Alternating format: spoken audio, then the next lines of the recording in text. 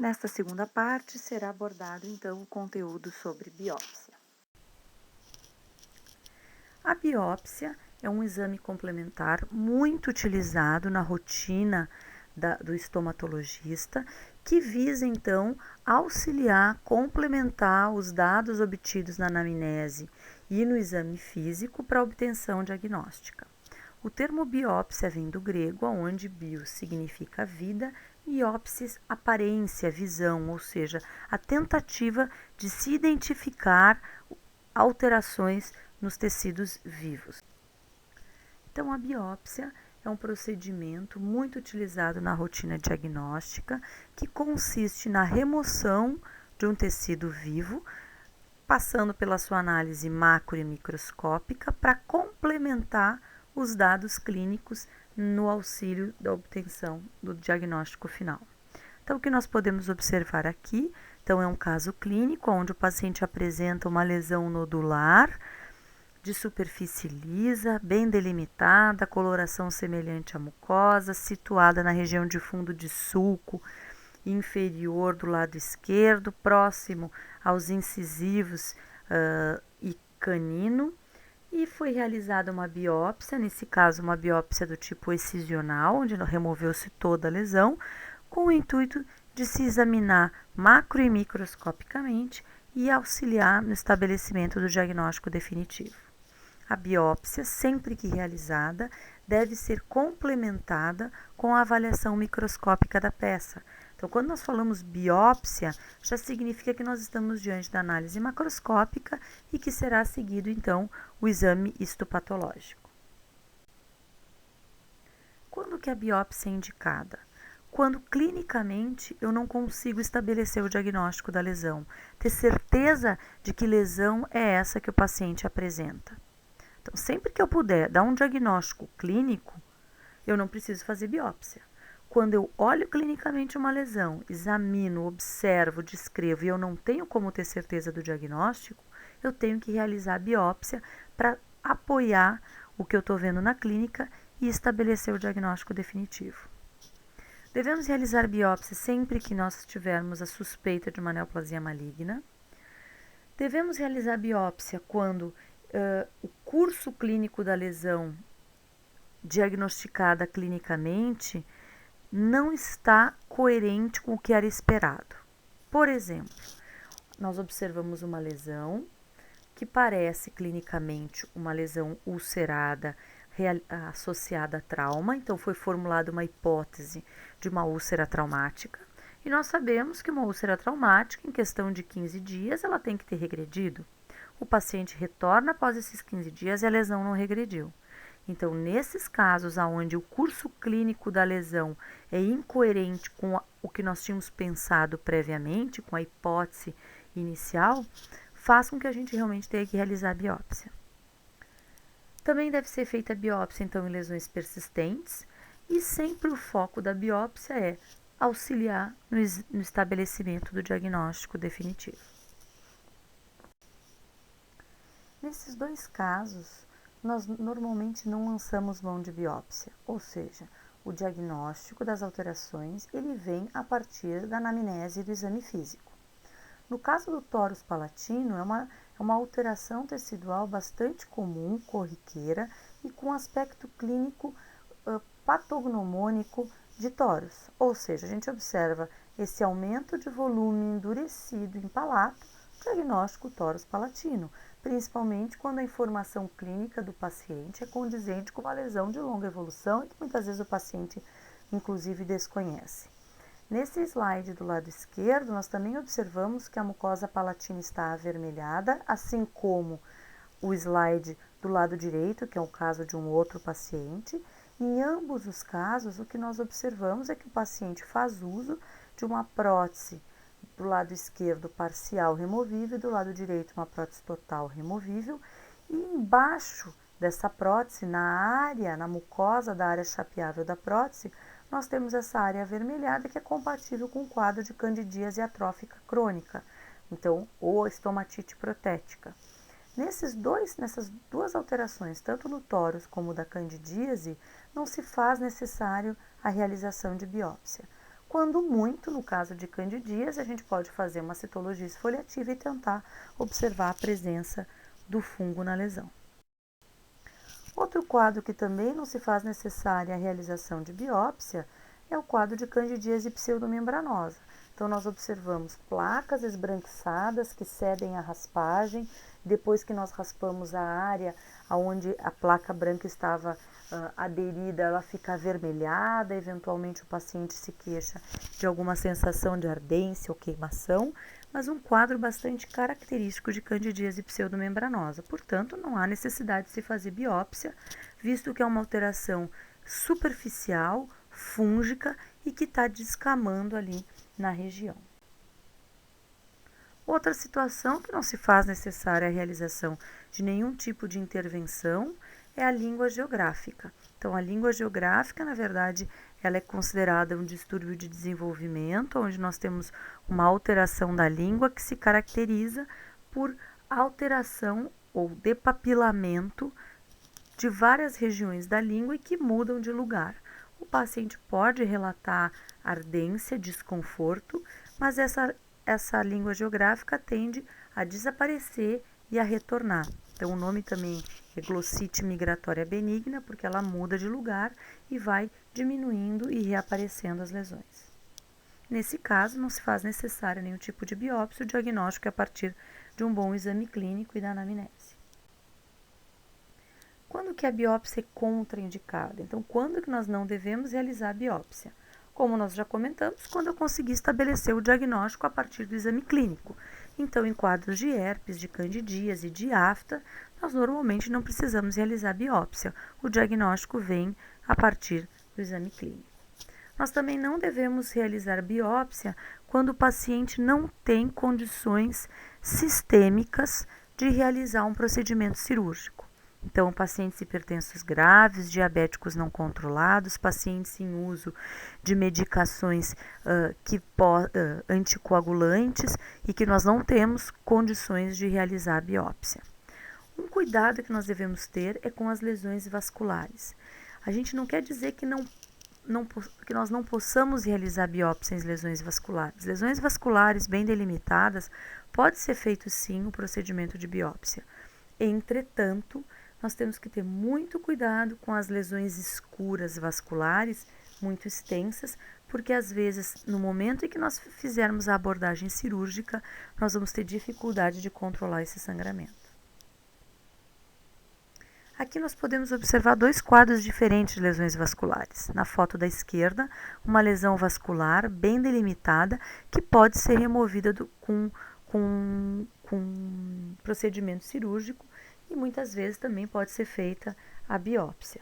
Do lado direito, nós já temos uma lesão vascular de limites imprecisos que infiltra toda a língua e que nesses casos não é indicado o procedimento de biópsia. As biópsias podem ser divididas quanto ao tipo em biópsias incisionais ou biópsias excisionais. As biópsias incisionais também são chamadas de biópsias parciais, porque nelas são realizadas a remoção apenas de um tecido da lesão para se estabelecer o diagnóstico, enquanto que as biópsias excisionais ou totais será realizada a remoção total da lesão com o objetivo de estabelecer o diagnóstico.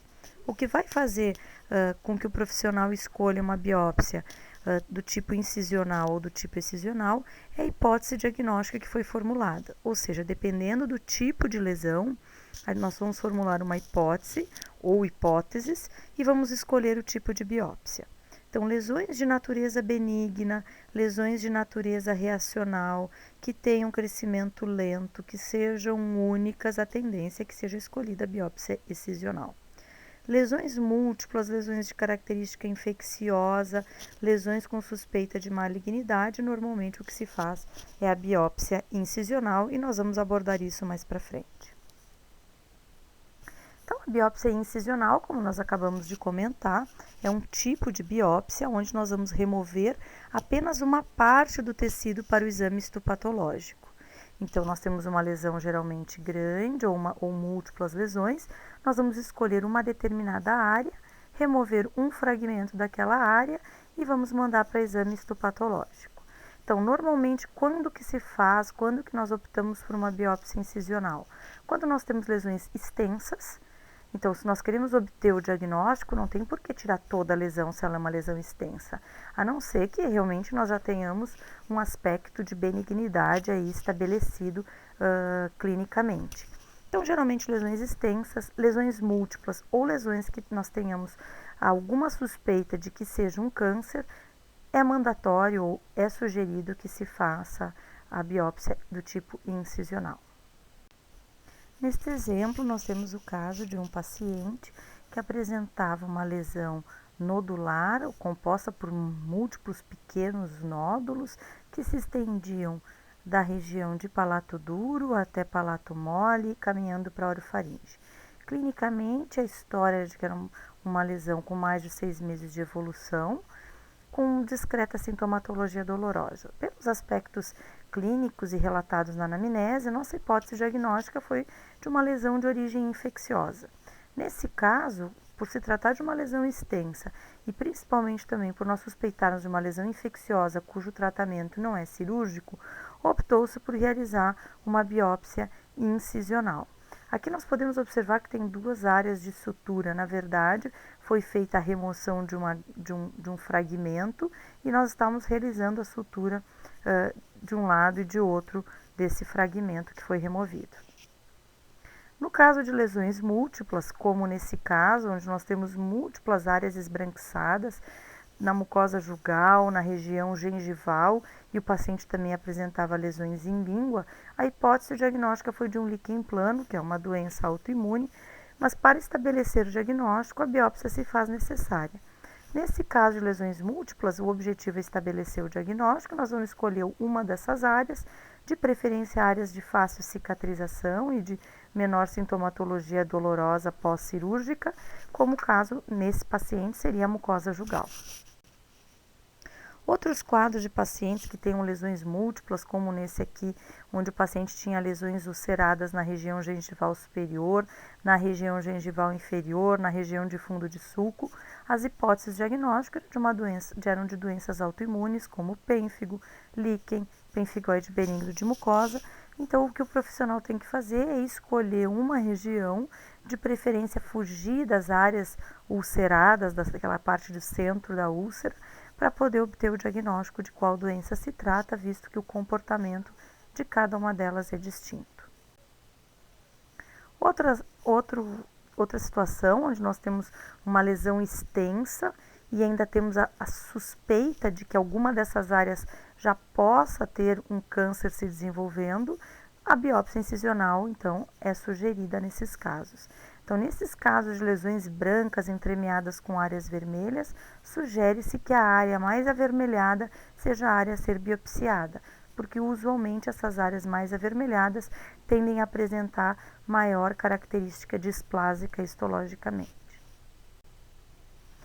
Muito bem, então nós temos que tomar um certo cuidado na técnica cirúrgica da biópsia incisional para que realmente a gente remova uma parte da lesão, mas que nessa parte que nós estamos removendo venha uma quantidade suficiente de tecido para que o patologista possa dar o diagnóstico.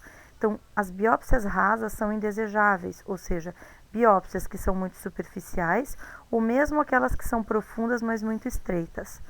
O ideal é que realmente o profissional remova uma boa parte de tecido e, se porventura o profissional achar que para incisionar vale a pena começar incisando pelo tecido sadio em torno da lesão, pode ser incluído um fragmento de tecido sadio, sim, nessa biópsia incisional.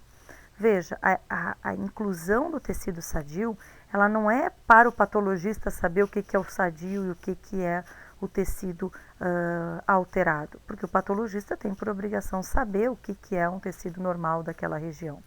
Mas, do ponto de vista clínico, a incisão do tecido sadio às vezes facilita o procedimento de biópsia. O que pode ser feito quando nós temos suspeita de malignidade é a utilização de corantes que marcam áreas mais proliferativas das lesões. Então, nesse caso, por exemplo, o paciente tinha uma placa leucoplásica extensa na região de palato e rebordo gengival e foi aplicado o azul de toluidina. que pode ser um bom guia para os profissionais que não estão tão familiarizados com a rotina estomatológica. Tem trabalhos que mostram que usualmente quem já tem um bom domínio da estomatologia acaba escolhendo as áreas mais alteradas da lesão sem a necessidade de usar o corante. Mas para aqueles profissionais que não sabem exatamente aonde biopsiar, o azul de toluidina pode ser um bom guia, aonde essas áreas com azul mais escuro seriam as áreas de maior proliferação e talvez as áreas com maior alteração histopatológica. Muito bem, e a biópsia excisional, o que vem a ser? A biópsia é o procedimento de retirada de tecido vivo. No caso da excisional, é aquela retirada onde nós tiramos toda a lesão com a finalidade de estabelecer o diagnóstico. Veja, o exame complementar nesse caso, biópsia excisional, acaba removendo toda a lesão, ele coincide com o tratamento. Mas o objetivo foi estabelecer o diagnóstico. Então, biópsia é um exame complementar que visa auxiliar o diagnóstico e não tratar. Então, biópsia não é tratamento, só que nesse caso, algumas vezes, a remoção total para se estabelecer o diagnóstico coincide com o tratamento. Quando que nós fazemos a biópsia excisional? Geralmente em lesões isoladas, pequenas, únicas e sem suspeita de malignidade. Sempre que nós tivermos qualquer suspeita de malignidade, a biópsia incisional deve ser feita. Nesse diapositivo, nós podemos observar duas fotos clínicas, mostrando nas duas lesões nodulares, sendo que na mais superior nós observamos que é uma lesão pediculada e na mais inferior observamos que é uma lesão de base séssil. Ambas as lesões têm um crescimento lento, são assintomáticas e a suspeita principal é ou de uma lesão reacional ou de uma neoplasia benigna. Portanto, esse quadro é um quadro que nos permite realizar a biópsia excisional. Então, normalmente na biópsia excisional, o que se faz é a remoção total da lesão, onde nós fazemos através de incisões elípticas e que atinjam a profundidade suficiente para remover toda a lesão. Então, dependendo da lesão que nós temos clinicamente, se for uma lesão epitelial, nós praticamente não precisamos aprofundar. Entretanto, se nós tivermos uma lesão mais em tecido conjuntivo, o profissional terá que realmente fazer uma incisão com maior profundidade para remover toda a lesão. Então, nesse momento, a avaliação clínica é decisiva para que a gente possa saber o quanto iremos aprofundar. A própria palpação da região é importante para que a gente escolha o quanto vai ser aprofundado na margem mais inferior da incisão. Então, a biópsia excisional ela tem que ser feita e as bordas, tanto na lateral quanto na profundidade, têm que ser adequadas. Se porventura o profissional não remover toda essa margem, ele estará fazendo uma biópsia incisional e não uma biópsia excisional, como a gente vê nessa avaliação, nessa demonstração mais inferior. Então, caso de um fibroma, então a suspeita clínica era de uma neoplasia benigna de origem conjuntiva e nós tínhamos clinicamente uma lesão nodular única situada em mucosa jugal do lado esquerdo, uma lesão com a base ampla, ou seja, com uma base séssil, a sua superfície era lisa, a consistência era uma consistência firme e a lesão era assintomática. Optou-se pela biópsia excisional, seguida de exame histopatológico. Aqui era um outro quadro de uma lesão benigna com 20 anos de evolução, a lesão em lábio superior, uma lesão nodular, única, bem delimitada, de superfície lisa, coloração semelhante à mucosa e foi feita a remoção total da lesão, uma biópsia excisional, porque o intuito aqui era estabelecer diagnóstico. Clinicamente, a suspeita era de um quadro benigno e microscopicamente confirmou uma neoplasia benigna de origem de tecido neural. Muito bem, a biópsia então pode ser incisional ou excisional, mas o protocolo para a realização da biópsia, independentemente do tipo que nós vamos fazer, ele é basicamente o mesmo.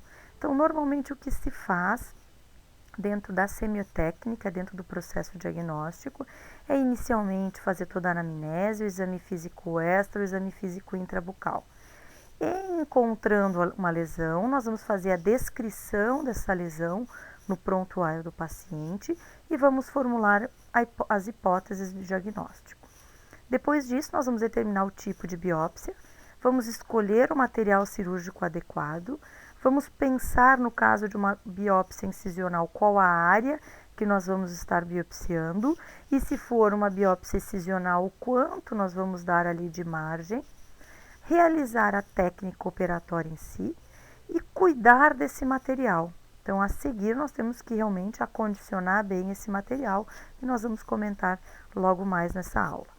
Temos que fazer as recomendações pós-operatórias dos pacientes, que usualmente para pacientes que fazem biópsia de tecido mole em boca é simplesmente cuidados locais e uso de analgésico em caso de dor. Apenas nas biópsias intraósseas é que nós acabamos prescrevendo junto os antibióticos. Além disso, o profissional é responsável pelo encaminhamento do material removido para o laboratório. E, uma vez que esse exame retorne, o profissional é responsável por passar esse diagnóstico final ao seu cliente, ao paciente, e estabelecer os controles clínicos ou, eventualmente, o plano de tratamento necessário para essa lesão. Os instrumentais que podemos utilizar para a realização das biópsias são bisturi, punch, curetas, saca-bocados e agulha. Dentre os instrumentais, então, o bisturi acaba sendo o mais utilizado para a excisão na técnica cirúrgica das realizações de biópsias. Em boca, o que nós mais utilizamos é a lâmina 15, tendo em vista o tamanho dessa lâmina, que favorece a incisão dos tecidos bucais e das lesões bucais em geral. E a gente vai fazer a técnica, utilizando então a biópsia com a incisão elíptica. Então, nós fazemos uma meia-lua para um lado e uma meia-lua do outro, onde o início e o fim das incisões devem coincidir, da primeira incisão com o da segunda incisão. Outro instrumento que nós podemos utilizar é o punch. Esse punch é um instrumento cilíndrico, oco, com diversos diâmetros. Então, dependendo da lesão que nós temos, a gente pode utilizar o punch de 3, de 4, de 5, de 6. Existem os punches descartáveis, que são muito utilizados pelos dermatologistas, e existe o punch metálico, que tem a possibilidade de ser esterilizado em autoclave. Esse punch, então, ele requer que a gente tenha um anteparo, porque senão você vai aprofundando e você pode transpassar os tecidos. Então, é muito importante que a gente tenha noção do quanto nós estamos aprofundando, para que realmente a gente não perfure de um lado ao outro da mucosa do paciente. Então, normalmente a gente utiliza o punch quando nós temos lesões onde tem o osso como anteparo, e a gente aprofunda à medida que a gente queira retirar de tecidos na profundidade. O saca-bocado é o tipo de uma pinça e que ele tem diferentes comprimentos e eventualmente tem a ponta um pouquinho mais angulada, formando como se fosse uma meia concha, que é muito utilizada para biópsias em locais de difícil acesso, como o bordo lateral posterior da língua e mesmo orofaringe. Usualmente, quem utiliza mais esse tipo de pinça são os otorrinos e os cirurgiões de cabeça e pescoço. Entretanto, eventualmente, o cirurgião dentista, se quiser biopsiar uma região mais posterior da boca, pode utilizar. Qual é o problema? Como ele vai apreender o tecido e vai arrancar, vai sacar um pedaço desse tecido, o tecido normalmente na extremidade ali da pinça fica um pouco macerado, machucado, que pode dificultar a análise histopatológica. A punção por agulhas, ela pode ser agulha fina ou agulha mais grossa, vai depender de qual o objetivo mesmo desse procedimento, mas a gente pode utilizar agulha de grosso calibre para fazer realmente a retirada de uma quantidade maior de material. Essa agulha de grosso calibre, geralmente a gente utiliza para a gente puncionar o interior do osso na presença de lesões ósseas e observar o que temos de material no interior desse tecido ósseo. Alguns profissionais também realizam a punção por agulha fina, que é a PAF, principalmente em lesões mais profundas de glândulas salivares. Depois, pode-se fazer uma citologia do material coletado.